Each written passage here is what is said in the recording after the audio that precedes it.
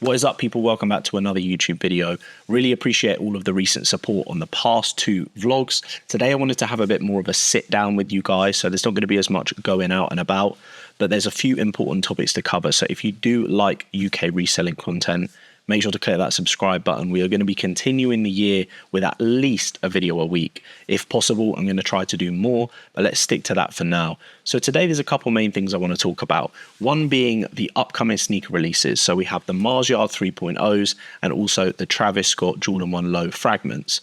On top of that, I also want to cover a bit about what bots are good to buy at the moment. This is a hugely popular question that I get asked.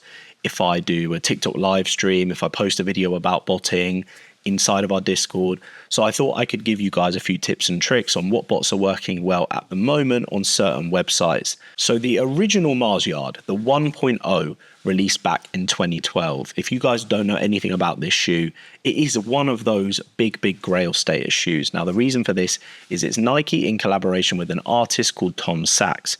Now in recent years there's been a lot of controversy around him. He kind of got cancelled, I think last year or the year before, but he's back now working on this new collaboration with Nike. So we had the Mars Yard 1.0, the Mars Yard 2.0, then we had the Mars Yard 2.0 Overshoe, I think it was called, or Moon Boot. I'll pop a picture up anyway. Those were horrific, but people were cutting them off to make the Mars Yard 2.0s. And now, this week, we have the Mars Yard 3.0s. So a little story and a fun fact about the 2.0. And this is triggering for me, right? So that released back in 2019. I can't remember the exact date. I think it was around about July. Now, back in 2019, I was out and about a lot. I was doing a lot of physical reselling, Supreme. I was also working with The Basement. If you guys know The Basement, it's like a online publication, Instagram. I used to do a lot of the video content for them, especially revolving around Supreme drops and such. So I believe that this drop, well, it wasn't a drop. So the crazy thing about the Mars Yard 2.0 and what makes the prices on it so high are that it never really properly released in the UK. Now, there was a big event in the US where it was literally like a physical challenge. People had to go and do like actual physical things. And if you won the competition or got a high enough score, you were able to purchase the shoe. Now, remember that for later because that's very similar to the release this time round. But for some reason, there was never actually an official UK drop of this shoe. The one way that people in the UK got this pair, and this is what's so triggering, is that I had a chance to buy it and I didn't know and I didn't go. So I think, if my memory is correct, it was a Thursday. I was at the Basement office editing a Supreme drop video. I got the edit done, posted that out online, and then the guys from the office were going to a Nike event. Now, I couldn't be bothered. I'd been working all day, both reselling, filming content, and then editing the video. So I kind of was just like, what's the event about? It didn't seem that interesting, just drinks in Soho, blah, blah, blah. So I didn't go. It later turned out that that event was the only chance that anyone in the UK got to purchase the Mars Yard 2.0. Now, I may be wrong. It may not have been the only release, but that's how my memory of this shoe goes. And that's why I'm so triggered by it, even though that shoe is one of my all-time grails. Even at the time, I loved that shoe. So if I knew that there was a chance of purchasing that shoe at that event, I would have gone. But alas, I didn't. So now we have the 3.0, which isn't as nice. It has that kind of mudguard on the front, which personally, I don't dislike the shoe, don't get me wrong, but I definitely prefer the 2.0. But the resale prices on that, they're through the roof. Even this one is performing very well so far. So last week, they actually gave out invoices to people that had successfully done well on the ISRU app. Now, if you didn't download that app and get involved, then you have pretty much zero chance of copying these shoes for retail. So Tom Sachs and Nike had this Nikecraft app where you had to complete challenges every single day. You got points for those challenges. An example of one of them would be make a film or take a picture of yourself throwing a basketball into a hoop. People were creative with it. You know, they'd get scrunched up pieces of paper and they'd make a little basketball thing. But everything was documented on the app and they did actually moderate it very well. Someone in our Discord earlier actually asked, why is this shoe performing well? The main reason, to be honest, is simply just the fact that they're so hard to get. And they have always previously been so hard to get. Now, there's no one else really that has collaborated with Nike. Maybe Virgil came close with the physical events for the Off-White, the 10, but no one has really collaborated with Nike in the way that Tom Sachs has. And what I mean by that is physically making people go do some task, complete something, and actually work hard for a chance to buy the shoe. Which really, when you say it out loud, sounds crazy, right? But that's the matter of fact, and that's why this shoe and, you know, previous shoes and this future shoe is going to perform really well. So we've had that official release from Nike themselves through the ISRU app. If you had enough points, you got sent an invoice and you were able to purchase. Now, a bunch of people in our group did that. Sadly, I didn't have a high enough score because I missed a few challenges, so I didn't get my pair. The other way that you're able to purchase this pair is this coming weekend, where stockists and retailers are getting the shoes.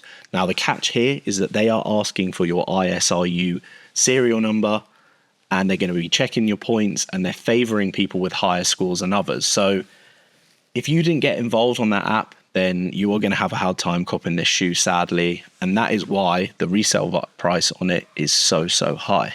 So before we talk about the Travis Scott Fragment, I'm going to package up a couple of orders. And weirdly, both of these items I've spoken about in the 2 previous videos. So first up, we have the Journey Together Pokemon Center exclusive ETBs. This, if you remember from the first vlog we put out, I was speaking specifically about this item. Now, I was saying that I want this item to reach £150 and then I will sell it. So what I did was I had them up listed for £150. And literally the other day, 2 people purchased 4 each for £150, obviously minus fees, shipping, etc. But the fact that it's reached that price already to me is crazy, because it's kind of like the whole point of that segment in the video I was talking about was thinking, oh, in a few months' time, it will reach that price and I'll sell them. But here we are already. So I do fear the prices on these are going to go up way quicker than we've been expecting, mainly just because that's quite a big jump within a short amount of time.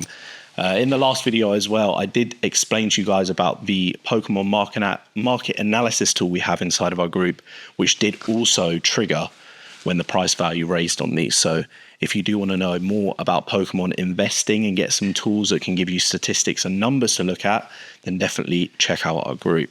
So I need to ship off 2 bulk orders, well, bulk, 2 4 orders of those. So I've sold 8 of them. Profit there, probably around £700, which is crazy. This is the thing about Pokemon. The profit margins can just be ridiculous.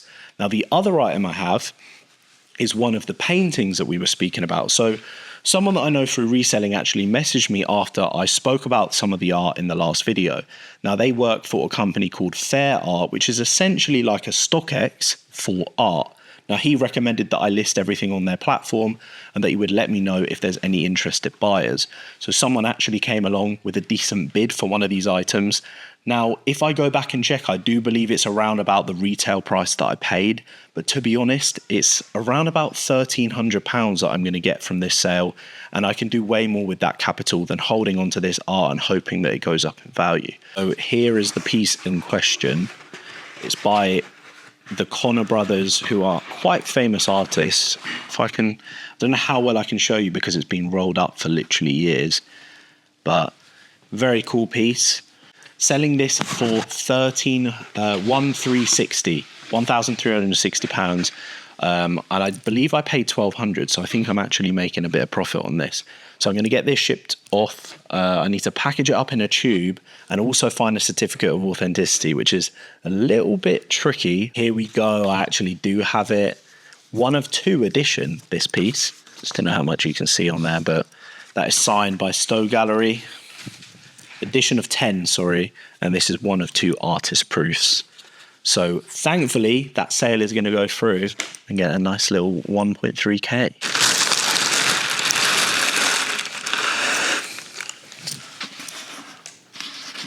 There we go. So these are the Journey Togethers. Gonna whack those. Does that fit? I actually don't think that box is tall enough. So we managed to find a box that fits them all.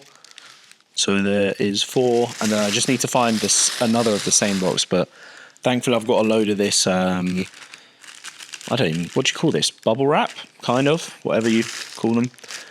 Air Plus to protect it, and hopefully the customer is super happy with that. So that's all packaged up and ready to go. On those ETBs, the Pokemon alone was £760 profit, and then take off fees and shipping leaves us with around about £690, £700 profit. That just goes to show how profitable Pokemon can be, and it's definitely something that you should not be sleeping on. As I said earlier, if you want to get involved and learn how you can Pokemon resell, and there'll be a link in the bio that you can check out our group. Now let's talk a little bit about this upcoming Travis Scott Jordan 1 Low Fragment. These are kind of, I guess, like a reverse fragment. I actually have the original pair, which is one of my favorite, actually might be my favorite Travis Scott collaboration. I'm not massive into the Travis Scott Jordans. I'm not a massive Jordan 1 Low or High kind of guy, but I do have that pair. I have a few other pairs, but that's my favorite, I think, Travis Scott. Maybe the original Mocha High, just because it's the original, but those are a beautiful shoe. Now, this is the kind of reverse pair, and I've had the pleasure of having these in hand already because I purchased an early pair, and they are very, very clean. They're nice and buttery. The leather and the quality on them is super nice. I'm not sure about that little, the weird lace thing. I'll pop a picture up so you can see it, but I don't know if you're supposed to keep that on, whether you're supposed to take it off, but I do think it's kind of a little cool feature regardless. Now, at the moment, when I'm posting this video, so please, if any more news has come out since then, forgive me. But as of right now, there's no confirmed stockist. These are scheduled currently for this Saturday, which is the 20th of September, I believe. Now, as I say, there's no confirmed retailers yet. This could just be the date that they do the Travis Scott website raffle. And if that is true, then I mean, if you know anything about reselling and sneakers, then you know that those raffles are just a load of rubbish. They don't give any pairs out, basically. It's just a facade. So they backdoor all the stock and give out a couple wins here and there to keep people happy. But yeah, if you're wondering about that raffle, don't stress it because you're not going to win anyway. We're more importantly going to be looking at the Nike release and also other stockists. Now, whilst Travis Scott releases are always very limited, it's not like they release 10 pairs per stockist. Stockists do tend to get a decent amount of these, but the demand is obviously through the roof from both collectors and also resellers alike. I also think Travis Scott shoes in general appeal to such a wide range of people. It's often not just sneakerheads that want them. This pair is maybe a little bit less wearable than some of the most recent Travis Scotts, like the Olives. So yeah, we'll have to see how they go, but resale's going to be great regardless.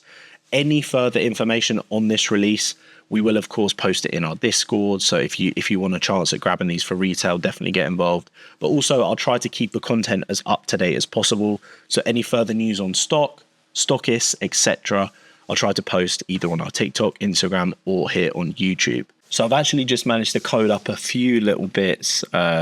Super excited to post those updates in the group. This is, I think, the first time that I have personally made something from scratch and put it into production for members to use. So yeah, that's a great feeling. Hopefully we can actually utilize it to cop stuff and members will get success. But there's a couple of drops this afternoon. So we have 2 Tops drops. Well, one definitely confirmed, one potential. First up, we have the Tops June Chrome set.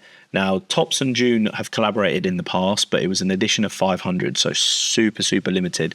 This time around, there's no word on how limited this drop is, but personally, I'm just going to go for it anyway. That's kind of my ethos with most Tops releases. If you've got the capital, buy it now and worry about it later. You can always return it if it breaks, but more often than not, there is some profit to be had, even if it's not as much as you were hoping for. Now, the other release is the Tops Disney Wonder set. Now, this one, they loaded it on the website and then they kind of removed the page. So I'm not 100% if this is dropping today. It is scheduled to. The original page popped up and it had today as its date. But this could easily be an EQL raffle just because of the way that they've loaded it and unloaded it. So that is also dropping today. Apologies about that. My camera actually died just as that drop happened, but it was a very successful drop. £115 retail, the June Tops box release for, and it's already selling for £350, which is a crazy amount of profit for 5 minutes work. I managed to get 3 using a bot called Cyber. Now, I mentioned earlier on in the video that we were going to talk a little bit about bots, and Cyber is one of the main bots that I use. It's one of the main bots that most people use. Now, Cyber's been around for ages. You may remember, if you've been around long enough, when Cyber itself was reselling. The bot was reselling for between £3,000 and £4,000, which is crazy. Now, you simply just sign up to the wait list and it's £50 a month. Now, Cyber supports most sneaker websites, Supreme, Tops, but what it doesn't do is Pokémon Center. So someone actually joined our Discord the other week and they were baffled by the fact there wasn't a bot that does everything. And there isn't. I have a load of different bots, right? But if I had to tell you the best ones to get, I would either go for a Cyber or an Adonis. Those will cover most of your sneaker websites, include some low-key sites. Now, Cyber is better than Adonis on Shopify, but Shopify has a catch, and this is called H-Capture. So I did mention this in the last video, but if you didn't watch that, don't worry, I'll explain it now. So on websites like Supreme, Pokémon Center, which actually Cyber doesn't support, so we'll move on to Pokemon afterwards, you have to solve what's called a H-Capture. Now, the only way to do this is manually, apart from some bots that offer AI solving, but for the most part, you have to solve this manually, and that's where your kind of ceiling is in regards to how many tasks you can run. So, for example, on Cyber, if you're running Supreme, you can only really manage around 20 to 30 tasks because you're the one that has to manually solve those captures. Now, Cyber has been working on an AI implementation that solves it for you, but it's not performing as well as I hope it will eventually. Now, Adonis doesn't actually have any sort of H-Capture solving solution. You can't even solve it manually. So if you're someone that wants to bot Supreme and Shopify websites like Tops, and there's so many Shopify websites, then you are going to need to get Cyber. So now we move on to Pokemon. Neither Cyber or Adonis support Pokemon Center. Obviously, right now, Pokemon is a hugely profitable aspect of reselling, so you do need a bot for Pokemon Center. Now, the thing about Pokemon botting is, again, it needs H-Capture solving in order for your task to get into the queue. So that is where some bots perform better than others. Now, the only real options for Pokemon Center, I would say, are Stellar, which is probably the main low-key flip bot. I would say Stellar is pretty good, and most of the websites you would want to run apart from shoe websites. Now, there is another bot on the market called Brute. Now, we've done a couple of group buys with Brute inside Paragon. It's more of a private bot. There's a wait list. It's hard to get in. You kind of need someone to vouch for you. But what Brute has is actually AI solving for H-Capture. Now, it's early stages of this, so they haven't added sites like Tops or Supreme, but hopefully they will eventually. But where this performs really well is on Pokemon Center. So you don't need to manually solve those captures. You can get hundreds and hundreds of tasks into queue within seconds. And this is great. So I actually ended up hitting 250 of the Phantasmal Flames drop we had yesterday on Pokemon Center, which isn't actually crazy numbers. I've seen some crazy checkout numbers, but I ended up running late. There were a couple of issues that the bot had to iron out, but we're good to go for any future drops. So I'm looking forward to running that. But if you're someone that can't get your hands on Brute, and I will remember to try get you guys some sort of group buy. If you join our free Discord, I'll drop a link in the bio and I'll try to help you get your hands on Brute. But if not, Stellar is a great option for Pokemon Center.